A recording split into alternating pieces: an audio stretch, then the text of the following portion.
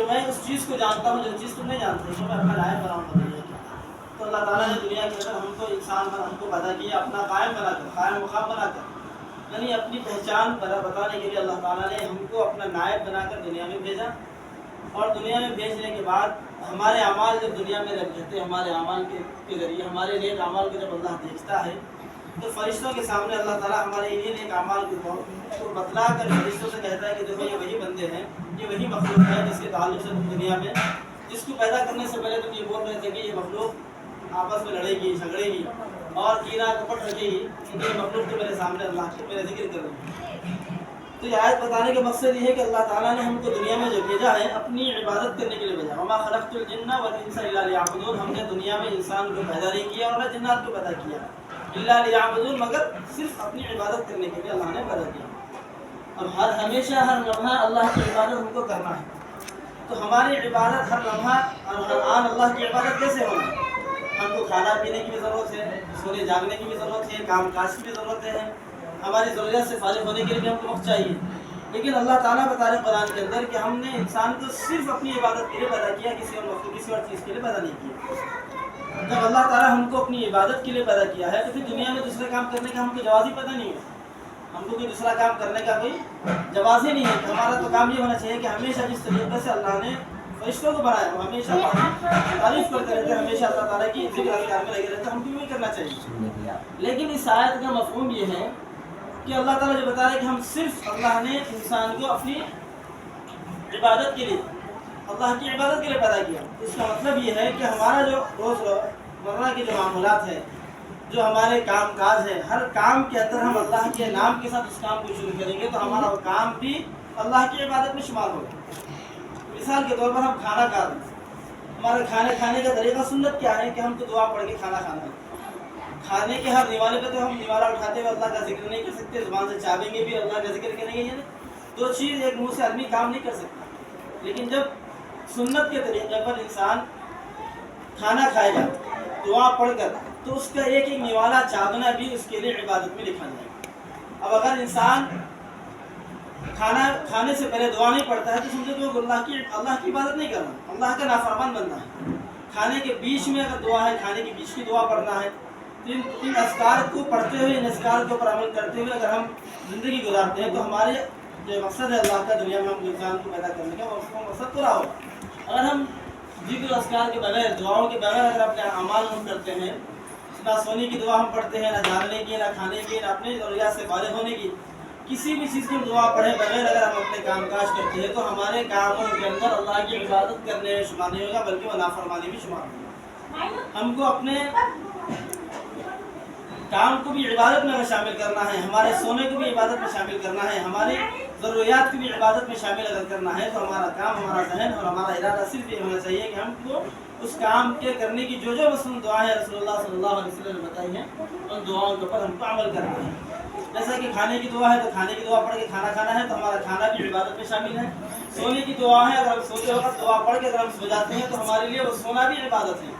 اگر ہم کوئی کام کرتے ہیں، کوئی چیز لکھتے ہیں تو لکھنے والا آدمی اپنے اسکول کی پڑھائی کر رہا ہے تو اس پڑھائی کو بھی عبادت میں شامل کرنے کا طریقہ یہ ہے کہ اگر ہم کام کی شروعات اللہ کے نام سے بسم اللہ سے کرتے ہیں، یا پھر قرآن کی آیت جو علم حاصل کرنے کی جو دعا ہے رب اشرح لی صدری ویسر لی امری واحلل عقدۃ من لسانی یفقهوا قولی، اس دعا کے ذریعے اگر ہم اس دینی امور کو یا دنیوی تعلیم حاصل کرنے کے لیے اگر ان چیزوں کا استعمال کرتے دعاؤں کو پڑھتے ہیں ہمارے لیے وہ کام بھی ہمارے لیے عبادت کا ذریعہ بنے گا، وہ کام بھی ہمارے لیے عبادت بنے گا۔ خالی نماز عبادت نہیں ہے، روزہ عبادت نہیں ہے، حج عبادت نہیں ہے، زکوٰۃ عبادت نہیں ہے۔ عبادت تو ہمارا ہر آن ہر لمحہ، ہماری ہر چیز عبادت میں ہم شامل ہونا ہے۔ تو اس کے لیے رسول اللہ نے جو طریقہ بتایا ہے، اس کی جو دعائیں بتائی ہیں وہ دعائیں پڑھنا گویا کہ ہماری اس کام کو بھی ہمارے لیے دعا عبادت میں شامل ہونا ہے۔ یہاں تک کہ اگر ہم گھر کی عورتیں ہیں، گھر میں کام کاج کرتی ہیں، یہاں برتن دھونا ہے، کپڑا دھونا ہے، گھر کے پوچھا مارنا ہے، یہ ساری چیزوں کے اندر بھی اگر عورت کا کام یہ کام شروع کرنے سے پہلے لفظ صرف بسم اللہ الرحمن الرحیم کے بغیر استعمال پڑھ کر اگر اس کام کی شروعات کرتے ہیں تو کام بھی اس عورت کے لیے ثواب میں اور نیت میں اس کی عبادت میں شامل ہوگا۔ ایسا نہیں کہ بس خالی جھاڑو مار دیا تو اس لیے کام میں شمار ہوگا، عبادت میں شمار نہیں ہے۔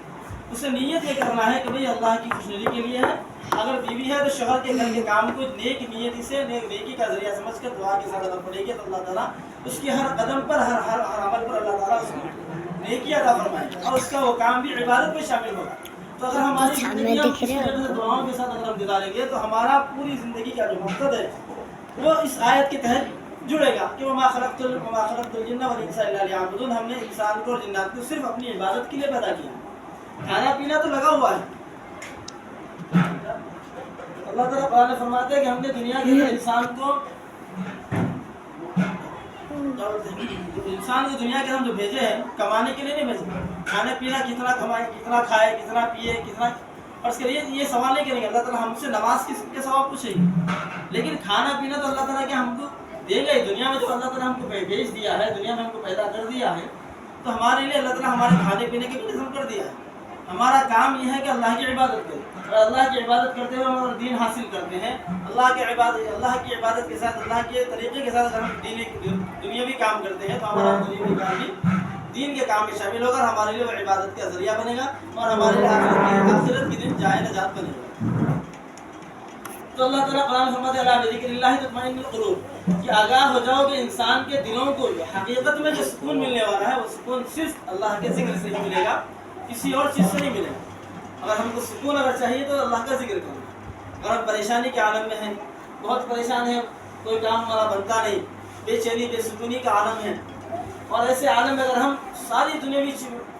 ذہنیت کو, ساری دنیاوی مشکلات کو ایک طرف کر کے صرف اللہ سے لو لگا کر ایک 10 منٹ بیٹھ کے دیکھو کہ جب اللہ سے لو لگ جاتا ہے تو انسان کی ساری پریشانیاں ختم ہو جاتی ہیں, اور انسان کے دل میں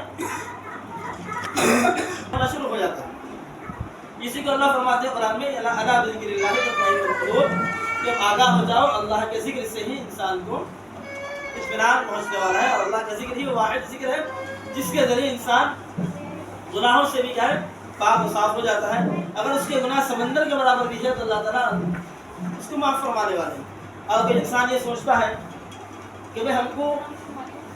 ہمارے گناہ معاف نہیں ہوں گے, ہم اتنے گناہ گار ہیں, بچپن سے لے کے آج تک جوانی سے بڑھاپے تک ہم صرف گناہ میں زندگی گزارے, ہمارے اعمال پورے گناہوں کے ہیں, اللہ تعالیٰ ہم کو کیسے معاف کرے گا. یہ سوچنے والا انسان حقیقتاً دوزخی. کیوں؟ اس کو اللہ کی ذات سے امید نہیں. اللہ تعالیٰ جو ہے انسان کو نا امیدی سے بتاتا ہے, نا امیدی سے بچنے کا حکم دیتا ہے. آپ کتنے بڑے گناہ لے کر آتے لے کر آؤ, لیکن اللہ تعالیٰ کے سامنے اگر دو آنسو اور شرمندگی کی اور ندامت کی اگر گرا دیتے ہیں اور اللہ سے معافی مانگ لیتے ہیں تو اللہ تعالیٰ ہماری سارے گناہوں کو معاف فرما دیتے ہیں. اللہ تعالیٰ دور جہالت کے اپنے بیٹیوں کو زندہ تردور کرنے والے لوگوں کو تک ایمان لانے کی وجہ سے, نیک نیت کی وجہ سے, ان کے ذکر کی وجہ سے اللہ تعالیٰ نے توبہ کی وجہ سے اللہ نے ان کو معاف کر دیا, اور ان کے گناہوں کو اللہ تعالیٰ نے نیکی میں بدل کر ان کو جنت میں اعلیٰ مقام عطا فرمایا. اللہ تعالیٰ نے دنیا میں ان کو ایسا مقام عطا فرمایا کہ دنیا میں سارے لوگ صحابہ کے نام سے صحابہ کی عظمت کو ایمان کا ایک جز بتایا اللہ تعالیٰ. تو ہمارے لیے یہ ضروری ہے کہ ہم یہ نہ سمجھے کہ اللہ تعالیٰ ہم کو معاف کرے گا نہیں کرے گا,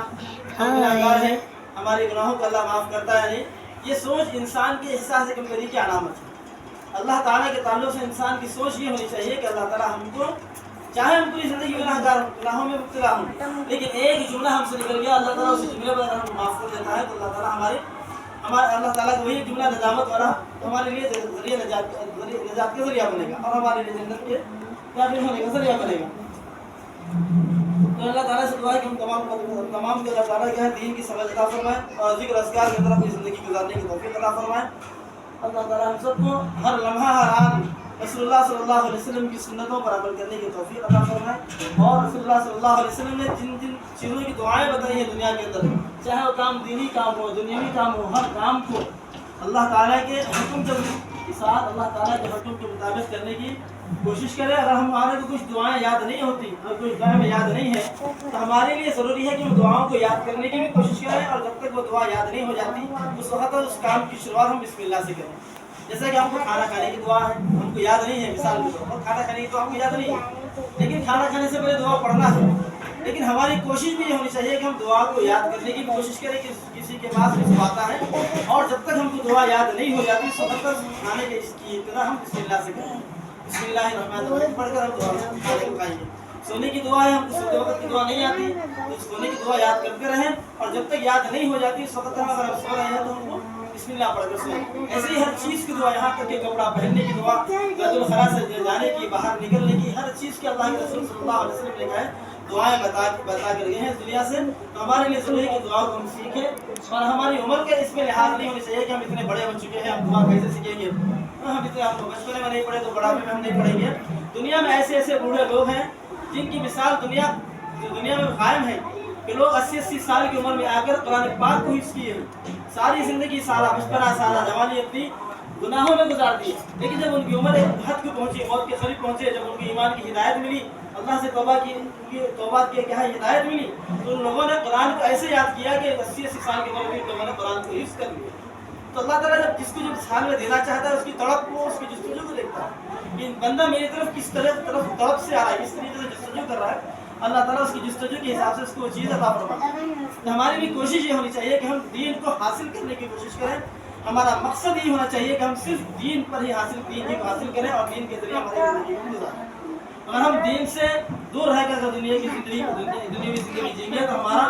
एक तो इबादत में हमारी ज़िंदगी नहीं गुजरेगी, साथ में क्या है गुनाहों के अंदर हमारी ज़िंदगी गुजरेगी, और नेक अमाल से हमारा दूरी का जरिया बन जाएगा। तो अभी कुछ देर के लिए थोड़ा अपने बैठ कर 10-15 मिनट आपको जो भी जिक्र अज़कार आते हैं,